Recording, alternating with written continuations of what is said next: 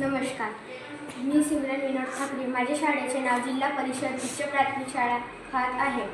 माझे टीमचे नाव न्यूटन आहे. विकसित भारत अंतर्गत आम्ही डस्ट कलेर झाडू तयार केलेला आहे.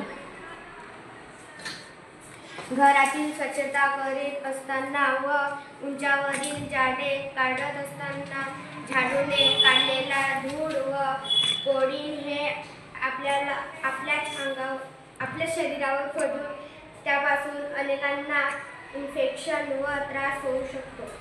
म्हणूनच मी व माझ्या टीमने हे डस्ट कलेर झाडू बनवलेला